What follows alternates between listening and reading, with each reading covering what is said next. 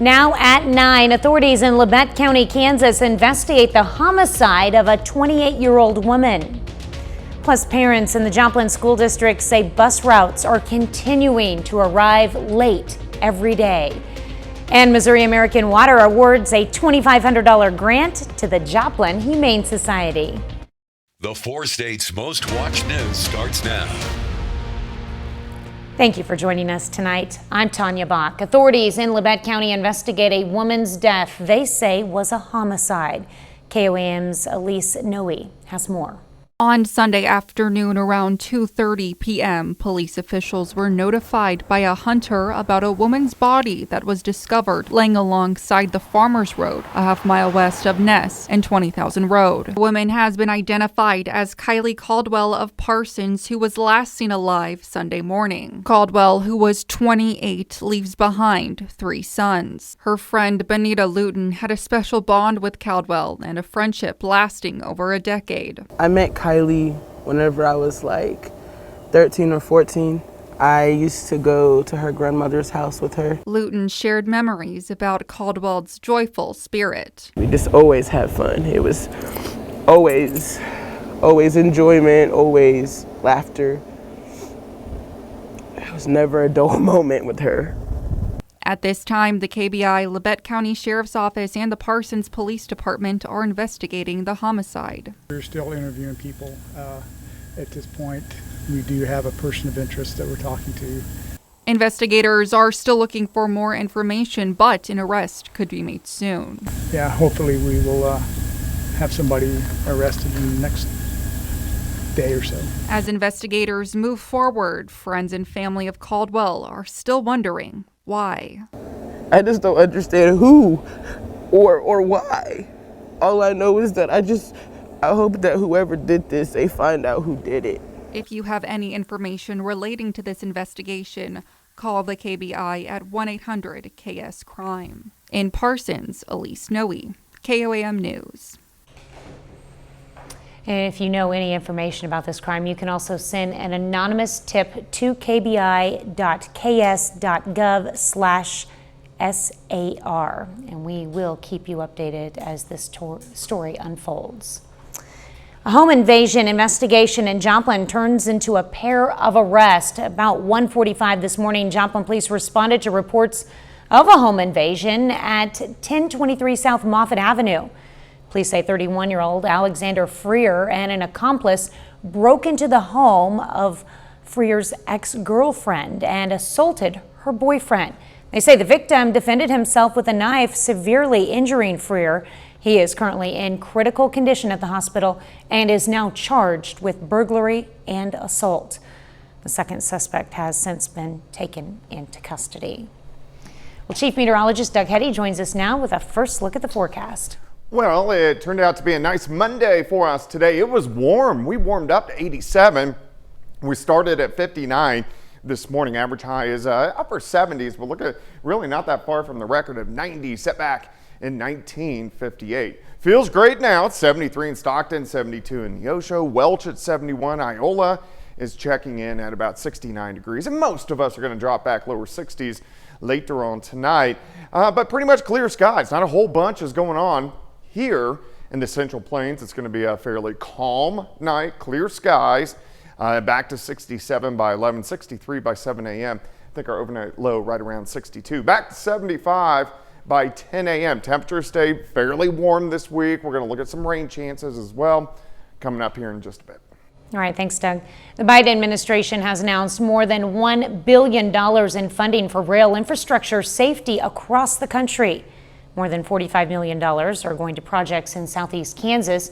Southwest Missouri is receiving more than $12 million, and Arkansas is getting $11 million for a project that runs into Oklahoma. You can find more details on our website, KOAMnewsnow.com.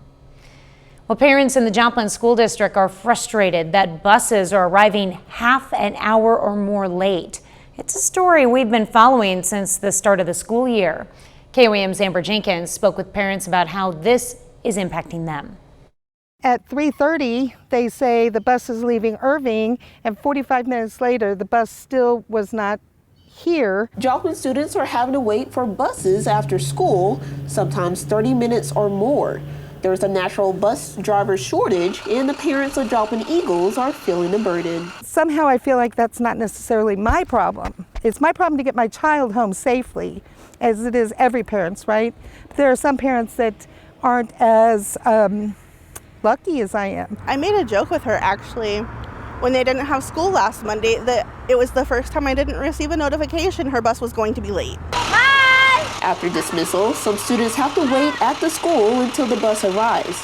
Parents say this takes time away from other usual after-school activities. Riding the bus is one of the few times she gets to talk to her friends throughout the day, so even though most days I could go pick her up, she chooses to ride the bus, but then gets frustrated because, you know, she doesn't have a whole lot of time in the evening. Joplin schools are combating the issue by hiring more drivers and getting them through the training classes efficiently. The transportation director says he's thankful for the patience of the parents. More drivers. We currently do have 11 drivers going through our training programs, so it is getting better every day. The training usually takes 3 to 5 weeks depending on the applicant. We have ads out all over the place asking for people to please apply. We have a recruiter trainer who cold calls individuals every day. Reporting in Joplin, Amber Jenkins, KOAM News. Well, school officials say they expect the issue to subside soon as new applicants complete the training program. A rising star in the Carthage School District gets some well-deserved recognition. Dr. Gage Tiller, Carthage Tech Center Director, has been named the MCCTA Rising Star for 2023. For Dr. Tiller, the recognition could not have come without the support of a great team. You know, I'm very fortunate to have a great team around me. We have a great staff of teachers, and so it's very humbling and honored to be nominated for this award and selected. The City of Carthage and the Carthage School District extend their congratulations to Dr. Tiller. Well, a church in Baxter Springs, Kansas is giving new families a chance to connect to valuable resources. Crossroads Christian Church today partnered with My Family of Cherokee County to host a community baby shower. It's a way for new and expecting parents to learn about available resources, educational opportunities, and even win prizes. Just a lot of fun. It gets resources out into the community. We have a lot of families that don't have a baby shower unless they come to this one, so it's really neat to be able to celebrate with them. We have about 14 different resource organizations around the room, so people also get connected to great opportunities and resources that we have available. The baby shower was open to everyone in Cherokee County. The Joplin Humane Society receives a grant from a pair of water providers. American Water Charitable Foundation and Missouri American Water presented a check for $2,500 as this year's state strategic grant recipient. Funds will be used to purchase the necessary food and supplies to support the animals until they find their forever homes. Kitten chow, puppy food, some of the things that people don't really think about when it comes to certain kinds of foods that we have to have. Also, we just have daily needs and supplies as far as cleaning supplies, anything from newspapers to towels if you're cleaning out your cupboards. The check presentation happened at the Joplin Humane Society located on 140 East Empire Avenue. The Lutheran Family and Children's Services announced today it is relocating its Joplin office to a new location, and it's inviting the public to the open house. One of the oldest social service agencies in Missouri will relocate to 801 15th Street. For LFCS, the move will mean more space to do what they do best, empower children and families to develop healthy, supportive foundations for life. We just keep expanding our home visitation program and our A2A program, which we work with families with children under the age of 3 and pregnant women. And so as we expanded the program, we've expanded the number of workers and needed the extra space. To celebrate the move, LFCS will hold an open house on October 11th. Coming up, it's National Suicide Prevention Month, and medical experts are raising awareness of warning signs to watch out for.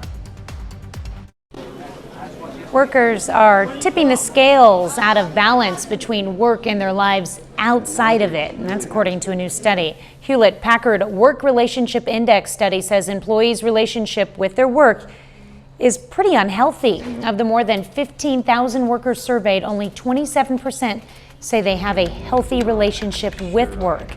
The study says 55% of unhappy workers wrestle with self-worth and mental health. Rising rates of suicide across the country are putting mental health professionals on high alert. And with September marking National Suicide Prevention Month, medical experts are sharing best practices when it comes to identifying the warning signs, who could be at risk, and how to try and help. Fox News' Sue Guzman takes a closer look. While September marks National Suicide Prevention Month, mental health experts say raising awareness and reducing the stigma around asking for help should be happening year-round, especially since provisional data from the CDC found nearly 50,000 people in the U.S. took their own lives last year alone, a tragic new record. The CDC says many factors can contribute to suicide risk, including a history of depression, financial problems, substance use, bullying, and more. We know that individuals who are identifying as part of the LGBTQ plus community are at higher risk for suicide. Women are more likely to attempt suicide, and men are more likely to die by suicide, and that is because of their greater likelihood of using lethal means such as firearms. If you recognize someone may be at risk, psychologists say creating a safe space for a judgment-free conversation is critical. Another misconception is that if we ask a person at risk if they're having thoughts of suicide or harming themselves, that we're actually going to cause them to die by suicide or put the idea in their heads. And the research does not support that. In fact, by having a conversation around suicide, we open the door for someone to communicate about their needs and to offer the needed support. The CDC reports the largest increases in suicides have been among older adults 65 and up. Mental health professionals advise anyone needing immediate support to call or text the Suicide and Crisis Lifeline at 988. Sue Guzman, Fox News. And Doug is next with a complete look at the forecast. And later, we'll hear from the Missouri Southern Lions after they got their first shutout win since 2013.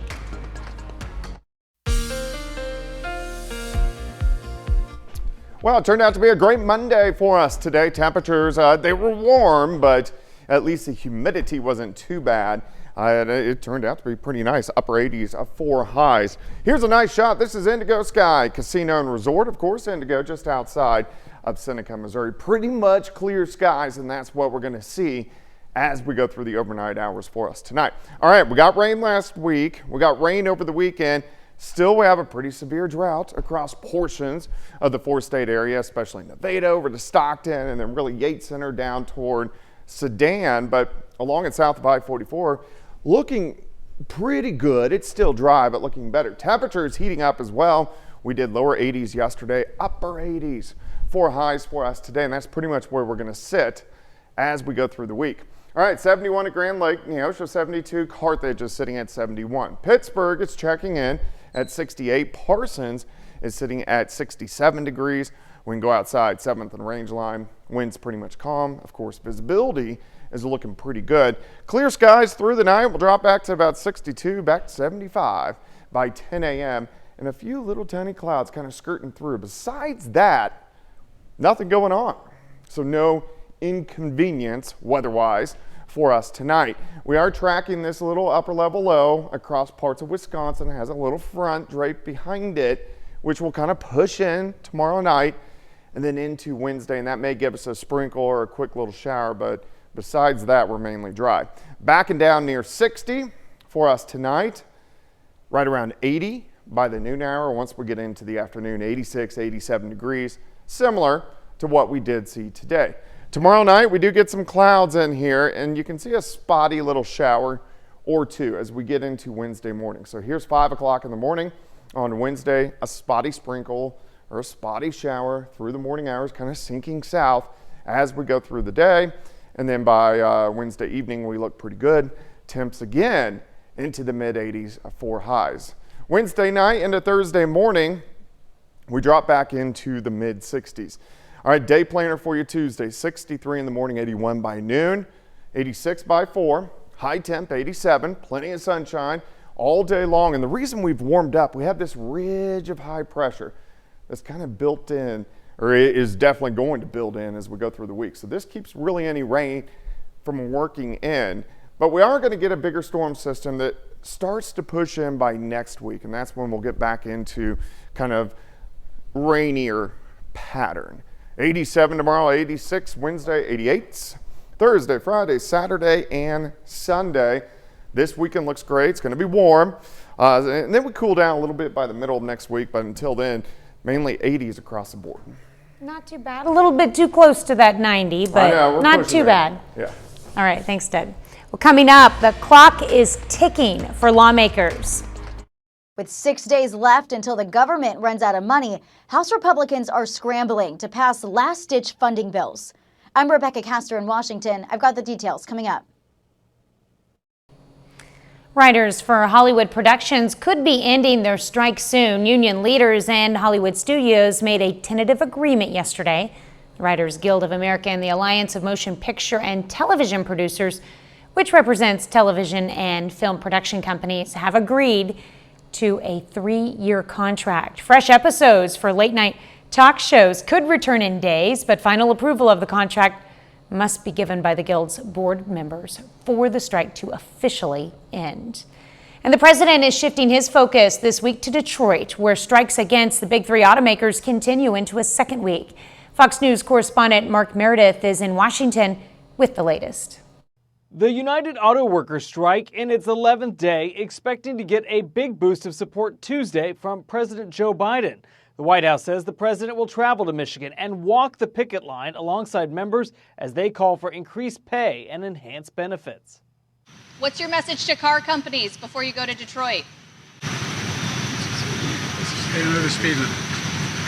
On X, formerly known as Twitter, President Biden posted it's time for a win-win agreement that keeps American auto manufacturing thriving with well-paid UAW jobs. You have a President, Joe Biden, who cares for the labor union movement and wants it to be strong in the future. The trip comes as the president faces political pressure to ramp up his support for union members.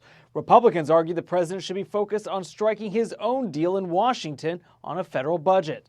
What does he do instead of staying in town to keep the government running? He goes off to join striking auto workers in Michigan over a COLA increase. You know, they need COLA increases because of Joe Biden's inflationary policies. So for him to go join with them is just the height of hypocrisy. Meantime, the UAW expanding its strike against GM and Stellantis across 20 states says its members are not backing down. There's a lot of options with our stand-up strike strategy, and it's just going to depend on what these companies do.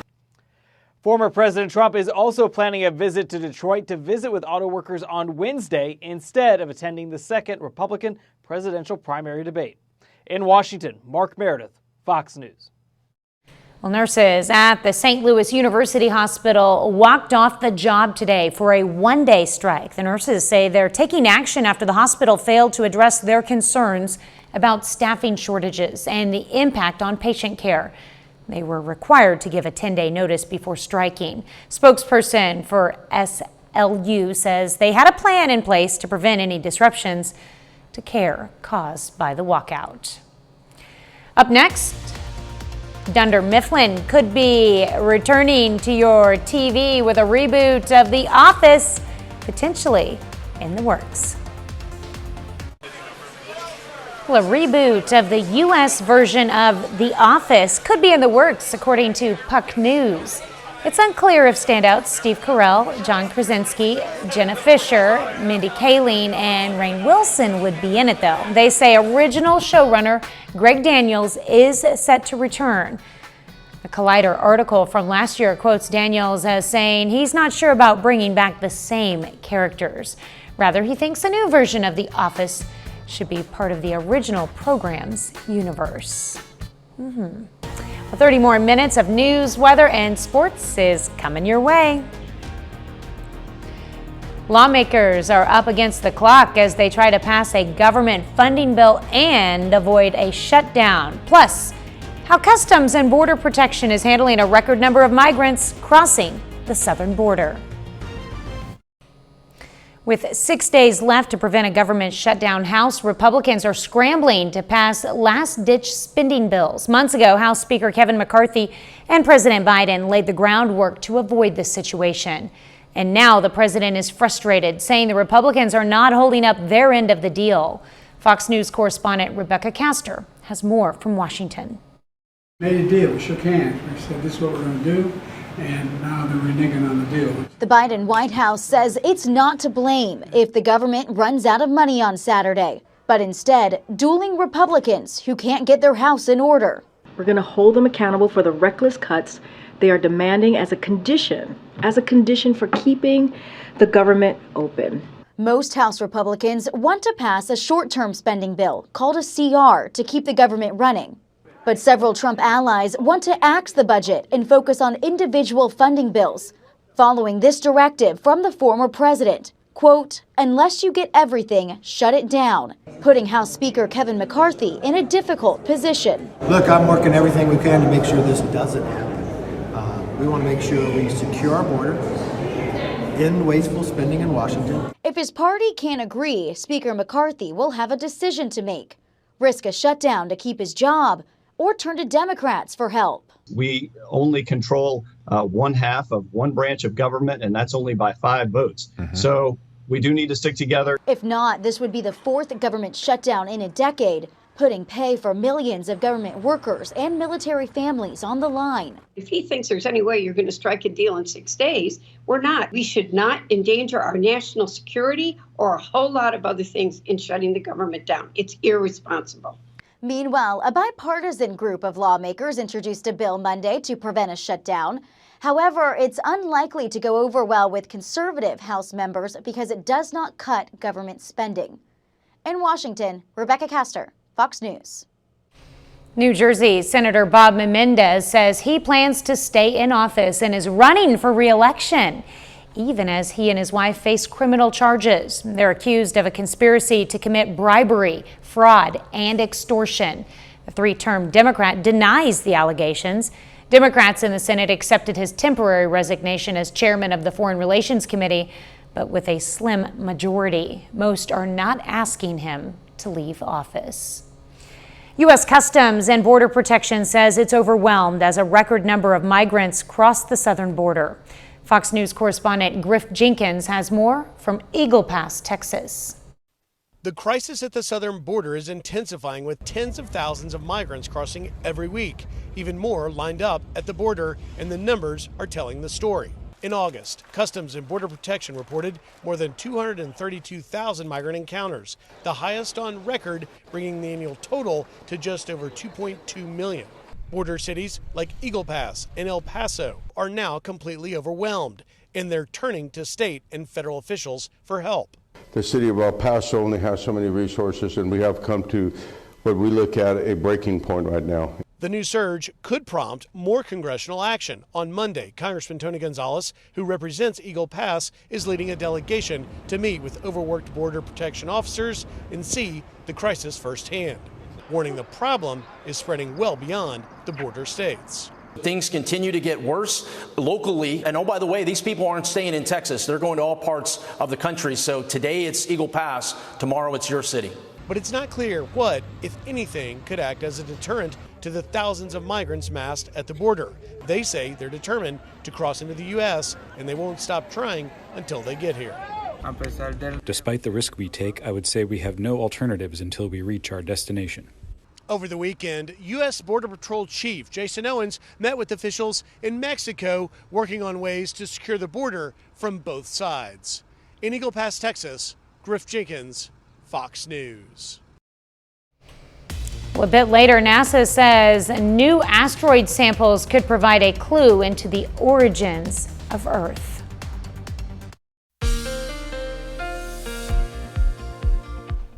Well, it definitely turned out to be a great Monday for us today. A little bit on the warm side. Temperatures warmed up into the upper 80s, which is about 10 degrees above where we should be for this time of the year after a pretty nice weekend. Of course, we had thunderstorms Saturday night and then lower 80s yesterday. But we're really going to kind of sit mid to upper 80s most of this week. If we go outside right now, Nevada's at 70. We have Moneta at 70. We have 71 in Miami. Fort Scott, 71. 67 in Neodesha. Nowata is checking in at 71 degrees. Obviously, my tower cam went down, but I still got the current conditions. Hey, came back up, 71. Winds are pretty much calm. Feels like 71. Visibility looks good at 10 miles.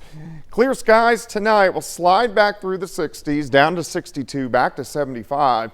Once again, as we go through the morning hours, you can see a few little clouds kind of skirting through, but in general, we look pretty good. There's nothing going on across the entire Central Plains. You can see this little spin just to the east of Minneapolis. This is a little upper level low, and it has a little front kind of draped back that will slowly head toward us tomorrow night and into Wednesday. That will give us a few clouds. It may give us a random shower, maybe a random sprinkle, but that should be just about it. Let me walk you through time. If you're getting up early, 6:30 in the morning, temperatures near 60. By the noon hour, we're back near 80.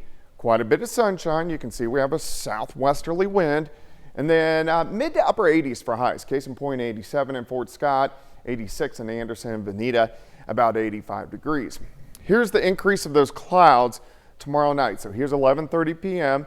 We'll get some clouds, maybe a spotty sprinkle, maybe a spotty shower. Very light, not a big deal.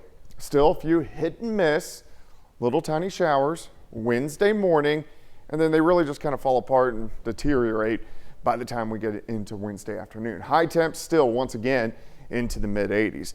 As we go into Wednesday night and Thursday morning, we're going to start into the mid 60s and then go into the upper 80s once again Thursday afternoon. All right, your day planner for you Tuesday, 63 in the morning, 81 by noon, 86 by 4, high temp right around 87 degrees. And the reason we're so warm right now is we have this ridge of high pressure. You can see the twist here with our wind arrows. So this keeps us mainly dry, but you can also see a storm system kind of building out to the west. It's going to hang out there for quite some time, several days, but eventually will increase our chances for rain as we go into next week. 87 tomorrow, 86 on Wednesday, 88 Thursday, Friday, Saturday, and Sunday. 80s to start next week, and then we cool down a little bit as we get into the middle of the week with a few pop-up storms. I like the sound of that cool down, but that's a long ways away. It is a long ways away, and I don't like boring weather. I know everybody else likes that.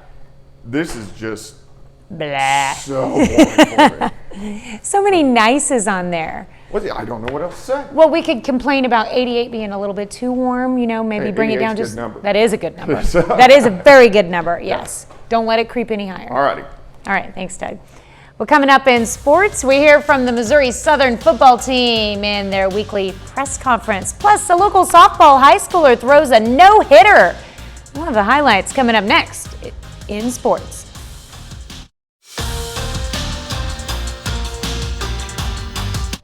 The Missouri Southern Lions are coming off of a 42-0 win this past Saturday. It's the Lions' first shutout win since 2013.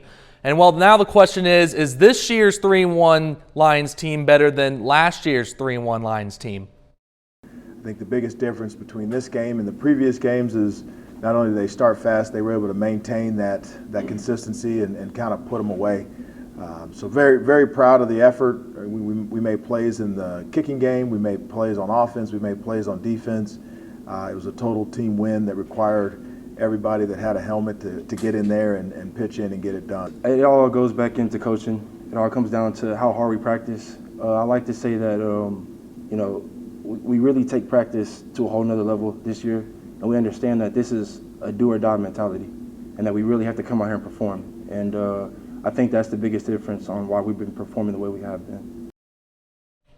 Let's take a look at the latest AFCA's coaches poll. Not much movement compared to last week. There are 3 MIAA schools in the top 25. Pittsburgh stays still at number 3. Emporia State stays put at number 11. Only movement in the MIAA is Central Missouri, who went from 25 to 21. Then Missouri Western on the outside looking in, but they still received votes. Well, earlier this morning, the MIAA announced that their schedule for the College Basketball Media Day will take place on Tuesday, October 10th, the College Basketball Experience in downtown Kansas City. course, Pittsburgh State and Missouri Southern will be there. So will we. Both the women's and the men's coaches from each school will speak. As Pittsburgh State's Amanda David and Jeff Boschee are scheduled to speak at 1 p.m. and then it is just after that, at 1:15 p.m., Missouri Southern's Ronnie Russell and Sam McMahon will be there to answer questions from the media. And like I said, me and sports director John Dales will be there in attendance, so we'll have coverage from the event right here on KOAM Tuesday, October the 10th. Well, the softball season is winding down in the state of Missouri, but this afternoon we had two of the top teams in the area, one from the Big 8 and one from the COC. Tigers versus Tigers, Nevada and Carthage. We start things off, top of the first inning, up at the plate. This ball is going to be driven out to left field, but Elizabeth Willis will make a great catch there. Throw to second's a little bit off the line. Runner Kara Phillips is going to come home, and she is safe. So after all that, it's a sac fly, 1-0 Nevada. Next batter, Skylar Burns, goes opposite field. That ball will find grass and roll all the way to the fence. Peyton Eaton will score. RBI double, Nevada leads 2-0. So defensively now, in the circle, Peyton Eaton, she was rolling in this one. Strikeout there in the first. Next batter gets her on a swing and a miss. Then in the third inning, Eaton gets the call there. Then Eaton's defense backs her up. Kara Phillips is going to make a great catch in center. Peyton Eaton throws a no-hitter, finishes with 9 strikeouts. Nevada beats Carthage 4-0. The Kansas City Chiefs improved to 2-1 on the season after their dominating 41-10 win over the Chicago Bears. Of course, the big story in this game is that Taylor Swift was in the crowd cheering on Travis Kelce. Kelce finished the game with 7 catches, 69 yards, and a touchdown. Here's what Andy Reid and Patrick Mahomes had to say about the Swift and Kelce connection. Yeah, I mean, she's a pop star. She's a tremendous singer, tremendous at everything she does, and I haven't got to meet her. But I mean, I guess if she ends up being with Travis, then I'll probably get to meet her at some point. So it seems like a good person. So hopefully I get to meet her one day. Yeah, but he told me at like the last minute. But there's some things with Trav where he kind of just says it, and you're like, you don't know if it's true or not. You know what? I've met her before. Adam, I set him up. I just leave you with that. Well, we don't know if the rumors are true or not true, but I think they are true. And speaking of that, that he really did set him up? Yeah. Well, I don't know. I'm not 100% sure about that, but I do know that Kelsey's jersey sales are up 400%. That's insane. That's insane. So things are looking on the upside then for the Chiefs. For sure. Well, back with more news after this. Scientists hope they're one step closer to learning more about how the Earth may have formed. It's all thanks to historic samples NASA collected from an asteroid deep in outer space. Fox News' Chris DeMeo takes a look at what clues researchers say the debris may hold.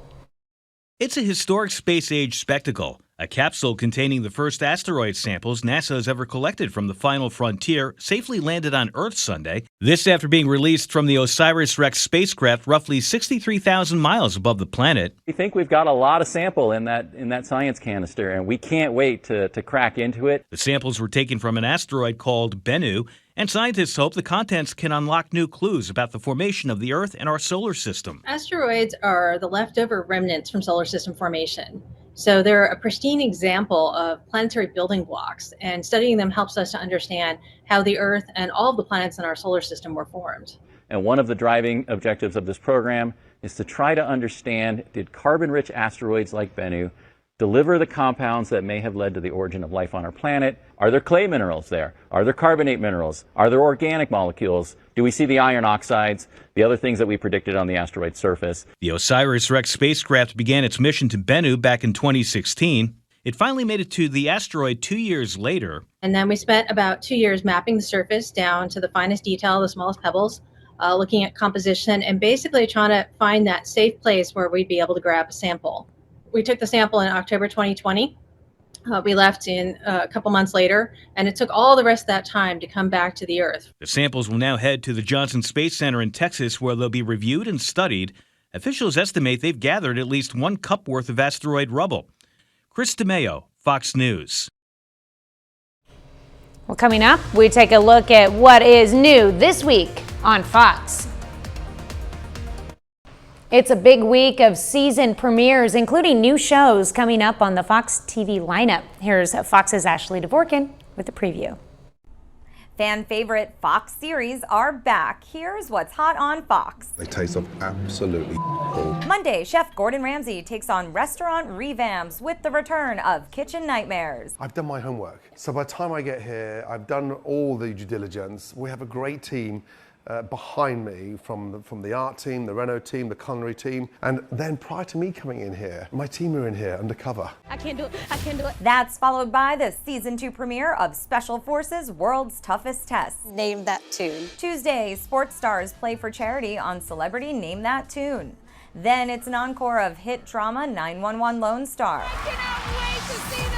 Wednesday is The Masked Singer Season 10 premiere. Taking all the best elements of the prior 9 seasons, incorporating them, bringing back our favorite and most lovable characters and contestants. Along with our theme nights that we have Harry Potter, we've got Disco Night, and we've got Elton John. Go big or go home. After that, it's the new game show Snake Oil, hosted by David Spade, with contestants deciphering real versus fake product pitches for life-changing money.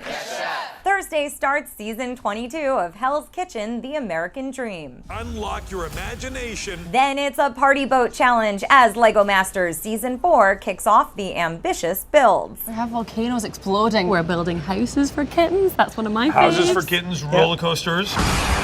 Fox Sports presents WWE Friday Night SmackDown. Sunday is an all-new animation domination with The Simpsons Season 35, new series Krapopolis, Bob's Burgers, and Family Guy. In Hollywood, Ashley Dvorkin, Fox News. Can't believe 35 seasons. Wow.